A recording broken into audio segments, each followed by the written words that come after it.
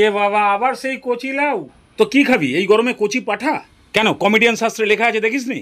গরমে কচি কচি লাউ ভোজনং, পেটকে পুরোপুরি ঠান্ডা করানো। ঠিক আছে, তাহলে আজকে লাউ ডাল লাউ ছেঁচকি না করে নতুন কিছু করো। হ্যাঁ, আজকে যেটা বানাবো, ভাত রুটি পরোটা যা খুশি দিয়ে ভরো, হেভি লাগবে। তাহলে দোকান খোলার আগে লাউয়ের ছোকলা ফোকলা ছাড়িয়ে এরকম একটু বড় সাইজের কেটে ভালো করে ধুয়ে জলটা ঝরিয়ে রেখে দিলাম। আপনারাও দেখছেন তো? হ্যাঁ দেখুন, হেভি টেস্ট হয়। তাহলে ঘূর্ণি মেশিনে ফেলে দিন 1 ইঞ্চি মতো আদার টুকরো আর ঝাল অনুযায়ী কাঁচা লঙ্কা। এর মধ্যে 3টে টমেটোকেও কুচি করে দিয়ে দিন।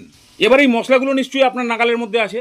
হলুদ গুঁড়ো, ধনে গুঁড়ো, জিরে গুঁড়ো 1 চামচ করে। এবার ঢাকনা বন্ধ, সুইচ ঘোরাও, একদম হলুদ রঙের সেন্টেড পেস্ট তৈরি। বাস, এবারে কাঁচা পাচা মেরে একদম গ্যাসের কাছে চলে আসুন। একটা টুইস্ট মারবো, আপনারাও সেটা মারবেন।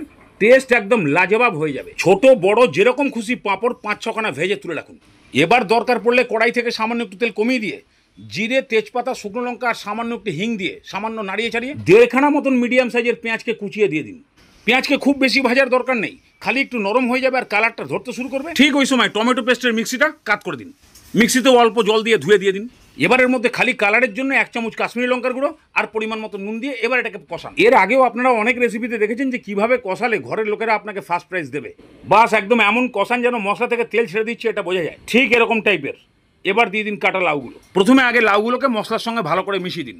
তারপরে সামান্য একটু চিনি আর ওই যে পাঁপড় ভেজে রেখেছিলেন ওটাকে একদম চুরমুর টাইপের গুঁড়ো করে দিয়ে দিন। এবার এটাকে 5 মিনিট হাই ফ্লেমে ভালো করে কষান। লাউ কখন জল ঢালবে ওটা দেখার দরকার নেই। 5 মিনিট হয়ে গেলেই আপনি ওর গায়ে জল ঢেলে দিন, একদম লাউয়ের লেভেল। এবার একবার ভালো করে মিশিয়ে দিয়ে নুন ঝাল মিষ্টিটা টেস্ট করে নিয়ে ঢাকনা দিয়ে পুরোপুরি সেদ্ধ করে ফেলুন। পুরোপুরি সেদ্ধ হয়ে গেলে এই রেসিপিতে সেন্টের জন্য আজকে ধনে পাতা, গ্যাদাল পাতা এসব দেওয়ার দরকার নেই। সামান্য একটু কসুরি মেথি পাতা ছড়িয়ে দিয়ে 2 মিনিট ভালো করে ফুটিয়ে নামিয়ে দিন। এবার আর আমি কি বলবো, ভাত রুটি পরোটা যাই দিয়ে খুশি খেয়ে দেখুন। লাউ দিয়েও যে এরকম একটা মারাত্মক টেস্টের তরকারি বানানো যায়, এটা না বানালে বুঝতে পারবেন না। অসম্ভব সুন্দর খেতে। ওই যে পাঁপড়টাকে চুরমুর করে দেওয়া হয়েছে, তার সঙ্গে আবার কসুরি মেথির সেন্ট, দুটো মিলিয়ে গ্রেভির টেস্ট একদম মারাত্মক লেভেলের হয়েছে। দুপুরবেলা একটু ভাত দিয়ে টেস্ট করে নিন আর রাত্রের জন্য রুটি। তো এইভাবে যদি একবার লাউয়ের তরকারি বানাতে পারেন তো ভাববেন দুবেলার জন্য ছুটি।